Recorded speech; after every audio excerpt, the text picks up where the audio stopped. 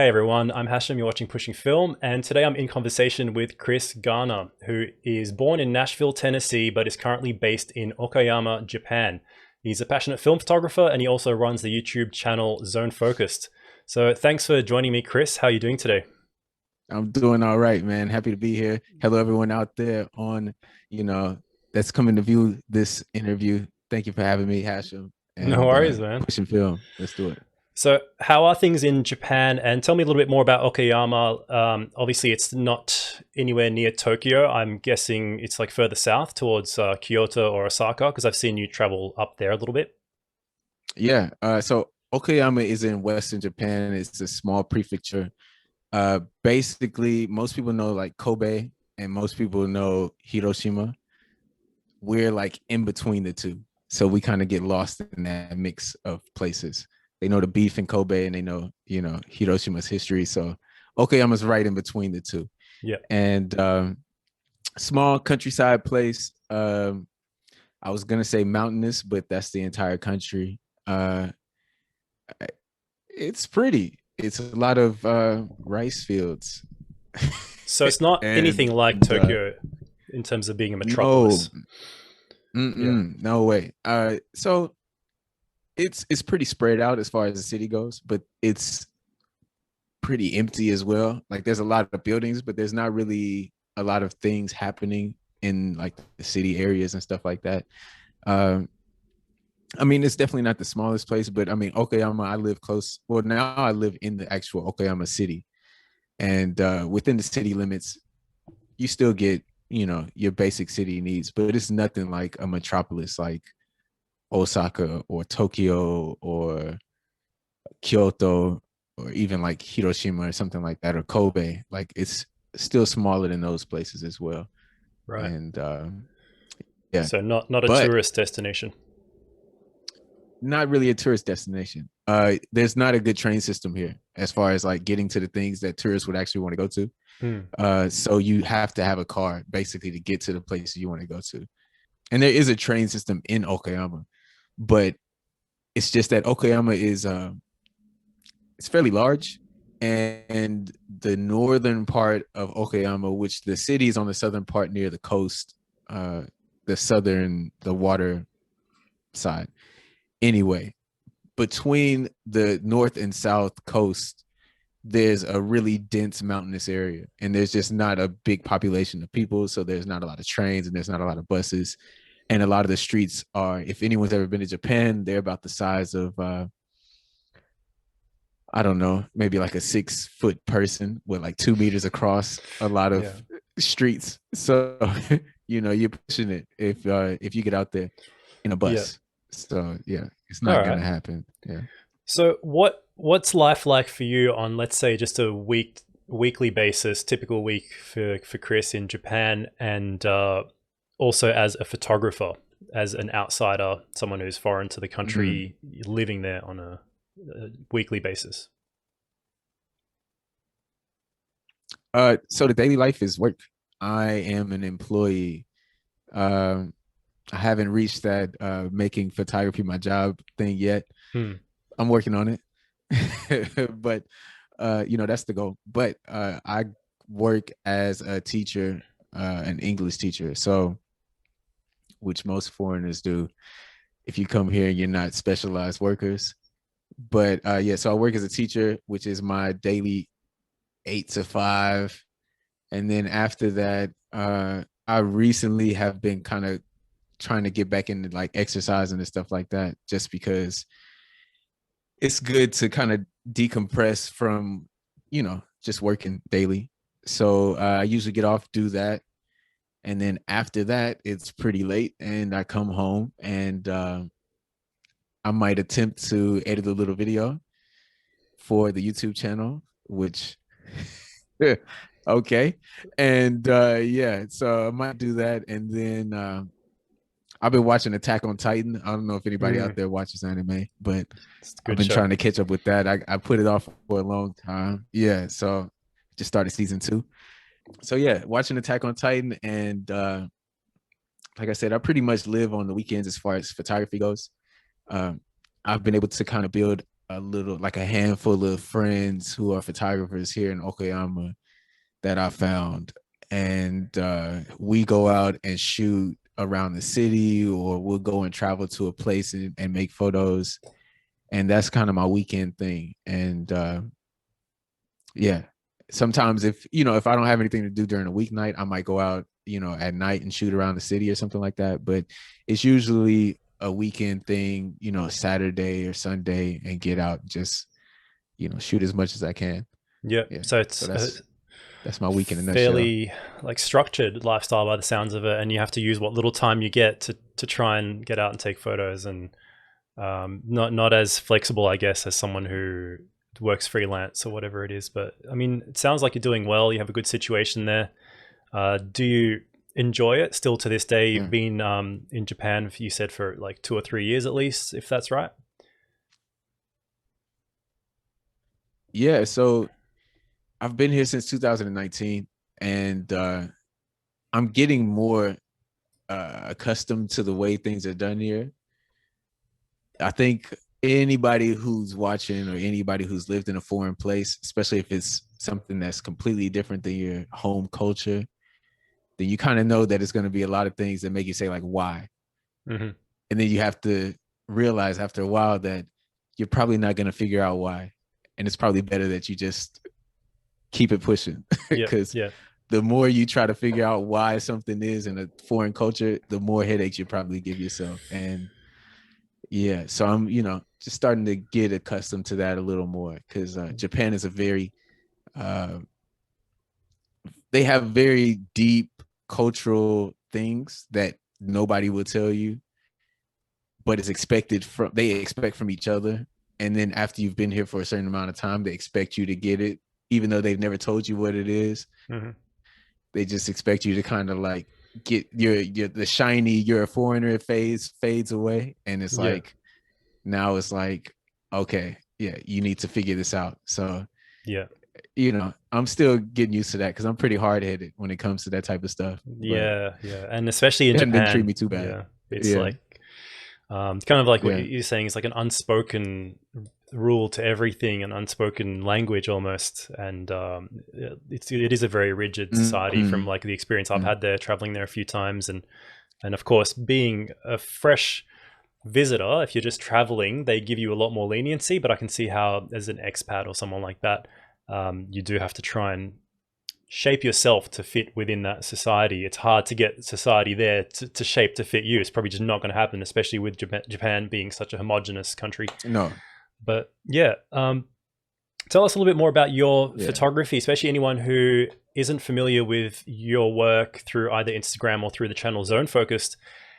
Uh, you you seem to do a lot of street and documentary, and I've seen you kind of dabble a little bit with portraits, especially more recently. And you got the Rolleiflex 3.5, and you've Yeah. even played with large format where you did a video on that. You seem to really enjoy like the process and the gear. Tell us a little bit more about your photography and what drives you to keep doing it, and also what drove you to start the YouTube channel. Like, which came first? Okay. Photography definitely came before the YouTube channel came. So Yeah. I started like in photography in 2008 is when I bought like a Canon 50D in 2008. Yeah, I shot digital. But yeah, so I started with the 50D, and that was the beginning stages of me dabbling in photography. And it was actually my moneymaker when I was a college student. So it wasn't really so much of kind of the artistic side of things. It was more so of it was a means to make money, and I enjoyed the photography side of it. But I didn't really get into actually making kind of like street photos, and I didn't even really know that was a thing until like 2016, because there was a long phase between maybe like 2013 and 2017 where I didn't take any pictures at all. I didn't have a camera, didn't make any photos. And like I said, I picked up the camera again in 2017 and started shooting. And that was actually, like I said, about the time that I had caught on, or no, 2016 was when I got my camera. but that was about the same time when I actually got into your channel, and it was a couple other people who were kind of popping up around that time. And that's kind of where I started seeing other forms of photography. I started to see other people, create. And I was like, oh man, I didn't know you could do it like this. I didn't know you could do it like that. I didn't know about this photographer, that photographer, whatever. So basically at that time I was in Thailand where I was living. I lived there for like 4 years from 2015 to 2019. And I didn't have the same access as I did when I was a college student. So I couldn't get into places and get in with people to do portraits, which is what I started with. And so I started shooting on the street because it was free and you didn't have to really know anybody to get out and just make photos of what you saw. So that was my first steps into kind of just documenting things around me and making kind of street type photos. And yeah, so that was kind of the beginning stages of me kind of formulating how I wanted to make photos. And fast forward to 2019, I came to Japan. Same situation again. I didn't really know the language. I'm still not too good at Japanese. I could speak Thai, so I had more access back then when I was in Thailand. But now that I'm here again, I'm kind of starting back like I did when I first got to Thailand, and just go out and make photos on the street. And luckily, I learned how to say "May I take your photo" in Japanese, and I've been doing street portraits because I throw that out there pretty often. And yeah, other than that, like I said, I do still do street, but just it's a little more, how do I say? It's like in Japan, street photography, if you're not in like Tokyo or a big city, it's a little more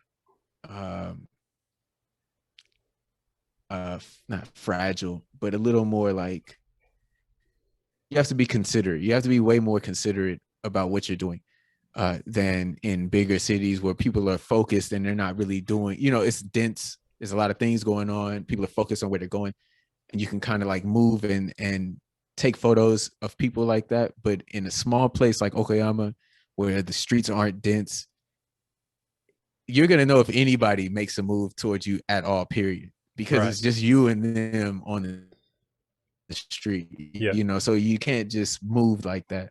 So the way I've been making photos here has been very much so dictated by the environment. Right. And so it's become a lot more portraits. It's become a lot more scenes. It's not really like closer to people in their space. And yeah, that's kind of been a motivation. So it's been that, and just photographing my friends when we go out. And yeah, that's been the main kick of how things are going now. Nice. And yeah. Yeah, well, I'll actually would have shown the audience a little bit of like B-roll, so to speak, of your Instagram. And some of those photos, hopefully I'll try and have dug something up that's relevant.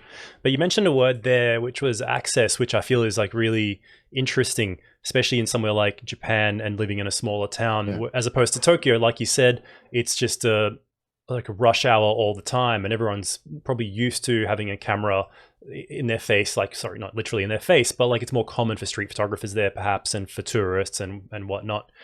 But what I've seen in some of your photos, especially, there was an interesting interview you did with Ilford on their website, which I'll be showing now on the screen, where you had some like, I found like really fascinating photos. I didn't even understand what, maybe I have forgotten now, but you had some indoor black and white shots of what looked like someone preparing for a certain activity. And it was a very contextual type of photography where it seems like you had that access. Tell me a little bit more about what those shots were and how like that kind of stuff plays into your photography. Is that what you kind of chase after? Yeah, that's so, in all honesty, that's exactly what I want to do. Like that's my intention as a photographer, is to kind of tell stories and create bigger bodies of work. I love street photography, but sometimes trying to nail the story is really difficult. Yep. So what that was, it's called the Hadaka Matsuri, which basically translates to Naked Man Festival. Yeah, that's right. Nobody's completely naked. Yeah. But it's pretty close. There's a lot of flesh out there. And basically the guys, there's this temple called Saidaiji Temple in Okayama, which is the home of the first Hadaka Matsuri like 400 years ago, maybe more. It's got 3 digits in it. I know that much. And so basically, all of these people come to this temple in I think it's the 4th Saturday in February every year. And they participate in this event where they go into the temple and they try to catch these small pieces of wood called shingi that have been blessed by the monks of the temple. And the shingi are supposed to bring you good luck if you can get it and get out of the temple with it. And Right. that's when the tricky part happens, right? Because there are hundreds and hundreds of people inside of a really, really tight space. And these things get violent. You know, when I was there last year, the one that I actually documented, punches were being thrown, people were scratched up, people were beat up, people were ripped up, because they will go all out to get these little pieces of wood. Yeah. And so what happens is the monk throws it out of the top window under the awning of the temple into this mass of people. If you talk to anybody who's actually been in the mix, most people's feet aren't even on the ground. It's literally just a wave of people because they're packed so tight in there. Yeah. So you just think about that. You in a meat sandwich with, you know, you just smashed in there, you getting moved around by a mass of sweaty guys, and you know, you trying to get a little piece of wood. And I know I'm not talking about the photography, but I'm just trying to figure out, because this is a crazy event. And basically, there are teams of people. So what I documented was my vice principal. So this is when the access comes in. My vice principal participates every single year. And I had kind of talked to him and was like, you know, I'm interested in this festival. It looks really interesting. He's like, oh, I'm going to do it this year. You should come out. I was like, cool. Can I take pictures? He said, no problem.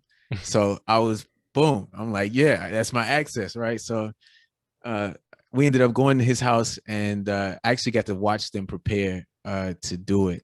And that's the photos that I used for Ilford. Yeah. Okay. Was, yeah, they getting prepared dressed inside of, getting dressed, which was an event by itself. Yeah. That sounds amazing. Like, tight space. It's just fascinating. That's the kind of thing I think, like, at least for myself, and I'm sure many other people watching or listening would find equally fascinating, especially if it is something foreign to you, something you've never heard of. Like, we've all maybe heard of sumo wrestling, but even then, I'm sure people in Japan would get a kick out of going to this sort of thing. And I hope to see you do more stuff like that. As much as, like, I also love your other work. I hope you get more chances to do stuff like that in the future. And it was great, like raw black and white. I think you had, was it the Leica M6? And obviously you would have used Ilford film because you did the interview with them. Yeah. M6. Nice. So funny thing about it is, this was my lifesaver, because I actually was going to shoot it on the Mamiya RZ67 at the time. Yeah. And all of the photos that I made in that room, it was a really small room, and the 110 on my Mamiya was too tight to get anything. Yeah. And the film was too slow, the lens was too slow, couldn't do anything with it. Luckily I had this and the Ilford, and I pushed the film to like 1600 and was able to make those photos. So perfect. Yeah. I had it was one of the Chinese 35 millimeter lenses. It was one, I don't have it anymore. You call it the Chinachron. 7 Artisans? Yeah, Chinachron. 7 Artisans. Yeah. Nice. I had the Chinachron on me, and it came in handy. But yeah, so that was that event, and that's again what I want to do more of in the future. Hopefully, as the COVID restrictions start to lift and people start coming back out, I can document more events like that. For sure. But until then, it looks like you've been putting out videos maybe a little bit more regularly. You had some appearances on some podcasts. They might have been a little bit older, but you were on Karl and maybe some other stuff. And you've been shooting your new camera, which was the one you called your dream camera. You did a reveal on it for the Rolleiflex 3.5F, and you dabbled in large format, which I really enjoyed, because you kind of you knew someone in the studio, the lady who like helped you out and all that. That was really cool to see as well. and you kind of shared everything, even like the mishaps Yeah. and like the reality of getting into something like large format. What direction are you sort of going in with the Mhm. channel now? Because I've noticed like a little bit of sort of a shift of focus, at least from my point of view, when it comes to the YouTube channel. Shoot, man. To be honest, I mean, I'm just trying to document things and just release it. I'm still trying to figure out how what the good process is in making videos. Yeah, Um, there's I no don't, answer, I think. it's no answer, No, and there's no one I have answer. nothing but respect for people who can push out videos, all the time, because it's a time consuming, and b takes a lot of preparation, especially as you start to add cameras and people and lights, and it takes a lot to do those things, and it kind of becomes something that's an individual thing as far as like what works best for you, and I'm still trying to figure that out. So Yeah, a lot of the videos I've been making are just like going out with my friends and recording it, or yeah, I kind of want to do more talking head stuff just because I can do it and it doesn't take a lot. But yeah, yeah. what like in your opinion, what have you seen? Because I've never talked to anybody about. I don't really Yeah, get outside views on it. I like the variety because I find like my channel's a little bit similar. I feel like you and I have a lot of things in common, including maybe how we go about doing YouTube videos. For example, what I saw from you recently is you had something where you went and shared your trip to an exhibition, completely like something I hadn't seen before. Maybe in passing, but you went to see this Mhm. exhibition. You shared like two different, very different artists' work, and then you have done stuff like first time shooting large format. You've done reviews, and then you had like a book review as well, where you did Daido Moriyama, his color work, and I love that kind of variety because it just at least for myself, keeps things interesting. I struggle to do one type of video. Like Mhm. I have informative stuff, but then I have vlogs and whatever. So it's just kind of like whatever you feel like, which I think is good because you're not really following a Exactly. formula. You're not trying to just make a video that will get views and money or monetization every single time, which is very little, even when you can, I'm sure. But Yes. that's what I think. That's my take on it, and I feel like I share that similarity in the way I kind of produce videos as well.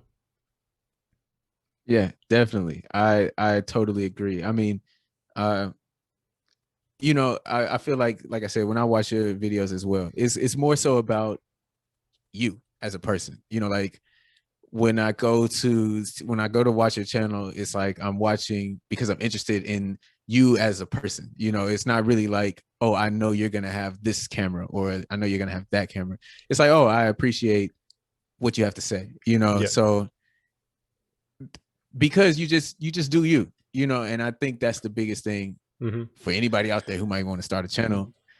Yeah. Just It's difficult though. Did you find, because I found that like in the beginning I was really like rigid myself, and especially when you mentioned before, like you watched the video since I was doing it with Nick, 2016, 17.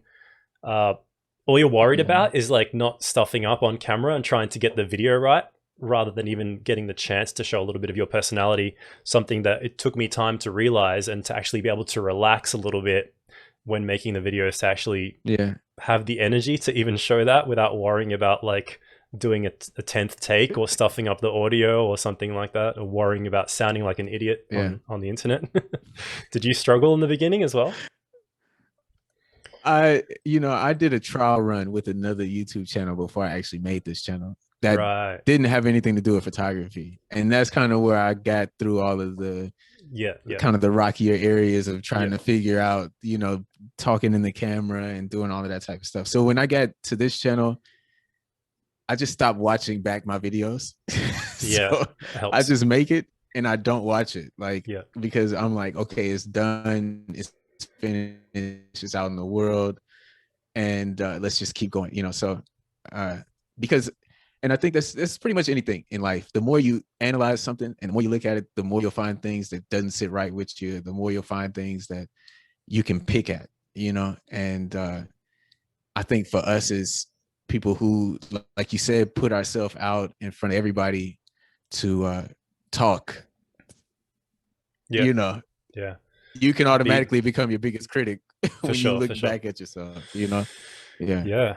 Well, So, I don't know. I think it's a good formula. I like it. I keep doing what you're doing. But something you've mentioned a few times, and I wanted to touch on. It's kind of like, the central topic in a way of the video, which was you've got this little circle of friends that you've built for yourself in Japan, and you have done a lot of these interactions through the channel, through the podcast that I've mentioned. I saw your conversation with Ribsy. I think you were on his podcast as well, yeah. and Shout out to Ribs. yeah, yeah. And like I really admire that, and I think it's really important because for myself, I'm someone who's fairly on the introverted side of things. Not like a complete introvert, but I feel like you're a little bit the same. Would you agree? Or Definitely. yeah, so especially like a lot of photographers who are introverted, and with you, it's compounded by the fact that you're living in a country where you're foreign, you're not native there, and especially in Japan. How important do you think it is to actually build that community? Because a lot of photographers don't mind remaining reclusive, or they might seem that way, but behind closed doors, they actually thrive on that networking, and they need that connection that you get as a creative. Is that something that's fairly important to you?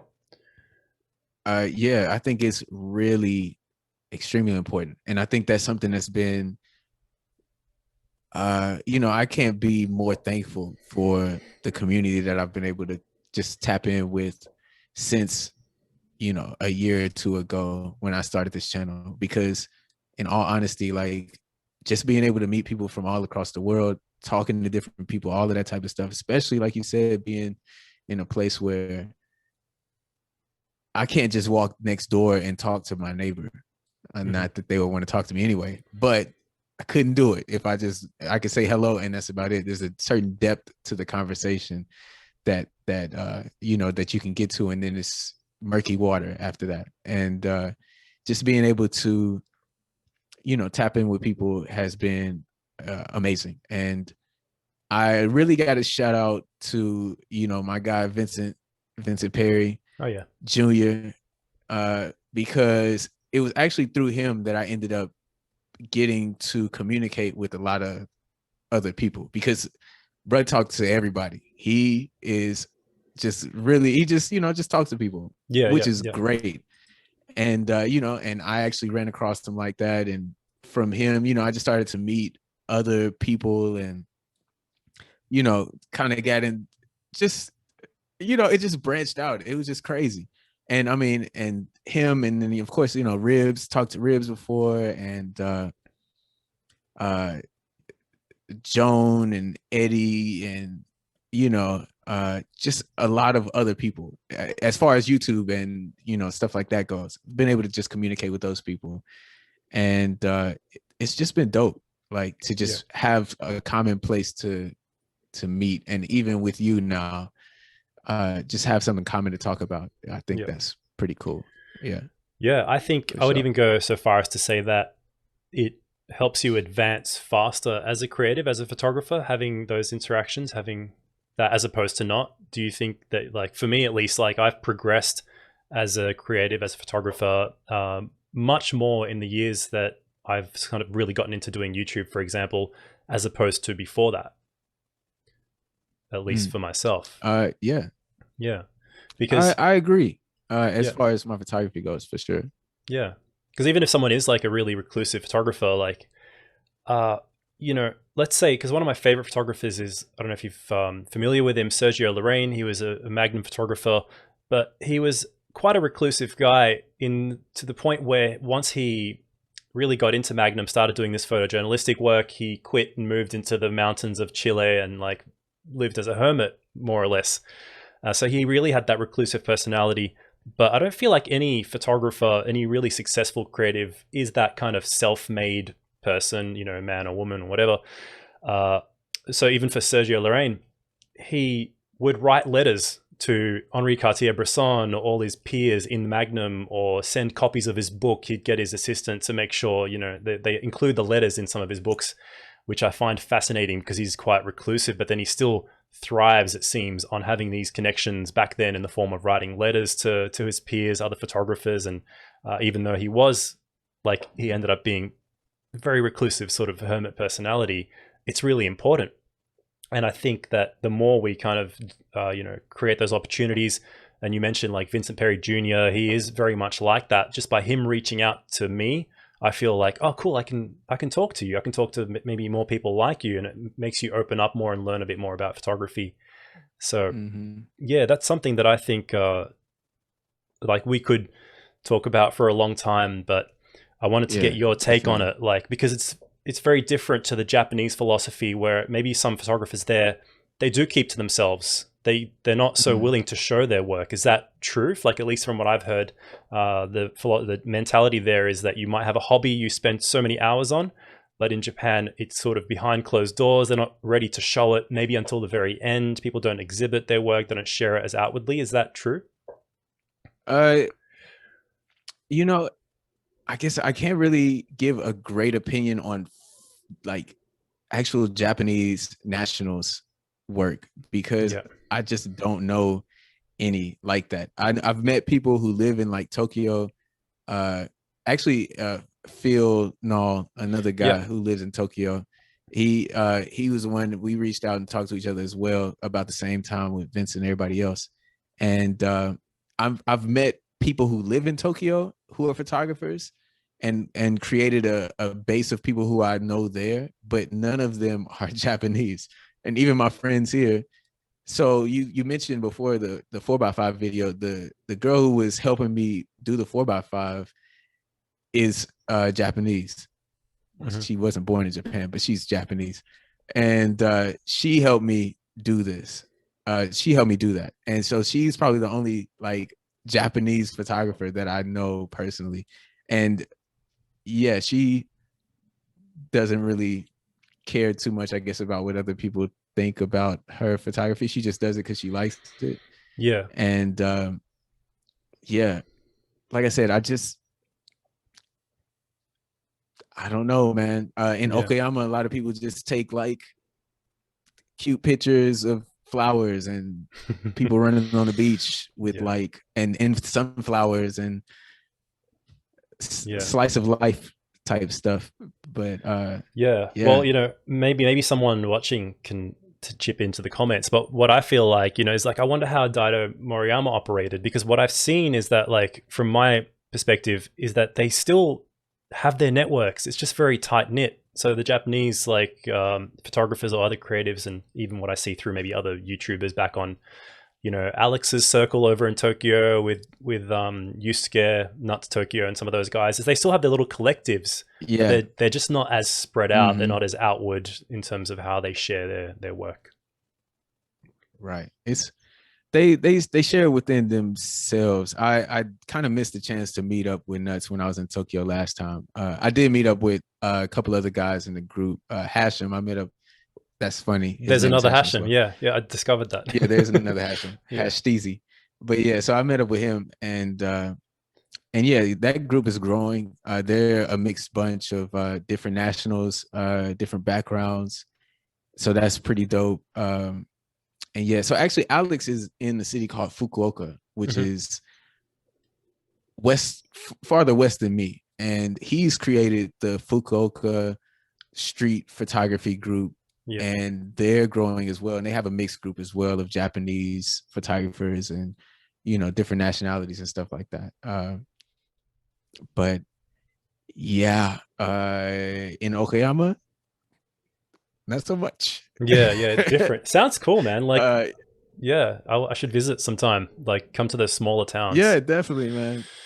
when things Please, return to normal a everybody, bit. Yeah, yeah. come Um, through. because Yeah, it's always like Tokyo, Kyoto, Osaka, maybe like, some of the smaller towns around uh Fujisan, for example, like Kawaguchiko and all that. But I would love to kind of go up further north, like Hokkaido, go further south or west, even towards Fukuoka yeah. and Okayama. So yeah, who knows? Maybe one day, Mm-hmm. if I'm there again, we'll meet up, or if you come down to Australia, we'll hang out, we'll shoot. I But need to do yeah, that. yeah. Yeah, for So sure. what's next on the cards for you? Do you have any big plans, any projects you're working on that you want people to know about? Uh, Next big thing is I mean, to be honest, I'm just trying to get some access. Hmm. Uh, I am slowly working on trying to put street photos together from the photos that I've made since I've been in Okayama. But again, I don't know. I kind of got a block when it comes to. I know you just put out a book, and I should ask you about how that process was putting that together because I mean I know you had posted about it, different phases of the book, Yeah. but like especially dealing with like street photos, I feel like I'm just gonna Moriyama it and just throw them down on the ground in whatever order they fall in. It's like, yo, that's what it is. Like, take it or leave it, you know? Yeah. Because I think I'm spending more time on trying to cut out a story out of something where there isn't really that deep of a story, you know, like, Right. yeah. Well. And I feel like the more I try to just make believe that, it's not gonna go over well. You feel me? Mhm. Yeah. Like, Yeah. yo, Yeah. I made these because it was fun, and that's how I should put it out. But yeah, so Well. that's something I'm working on. Yeah, man. I mean, I know what you're feeling because like we're like you said, own worst critics, and we tend to overanalyze things. That's I think the problem with a lot of creatives that can hold us back. But at least when it comes to putting together Mm-hmm. a zine or a booklet, you don't have to go too far with it. And even if it's the fact that you shot all of it in your 2 years in Okayama, that's a story right there. It's because it's like you said, people like to see that personality. When I look at your photos, you know, in a way, I'm seeing a bit of a reflection of you. It's like what that kind of philosophy of like the reverse angle, so to speak. Because for you, it's you look at it a certain way, but when other people see your work from their perspective, it's completely different. So I think the first thing is get it out, even if you just share it with some of your friends first, see what they think. I really think that like even the fact that you've shot it over 2 years as a expat living in whatever part of Japan is enough for someone to enjoy it for what it is, especially for someone who's, you know, an outside view of Japan, never been there before. So I think do Mm. it, get it out there. I'll definitely get a copy, and I know a lot of other people will too. That'd be much appreciated, man. Yeah. Much love And for sure. as for the channel, are you still kind of just trying to put out videos whenever you can? Are there any like things, any surprises you have planned for us? Any new gear or anything Uh, like that? I've been on. I'm trying not to buy any more gear, Yeah, honestly. I want to buy like a new digital camera for like video purposes, but yeah, I might shoot myself in the foot because I got a digital camera that I don't use already for video. yeah. Anyway, that's beside the point. Totally beside the point.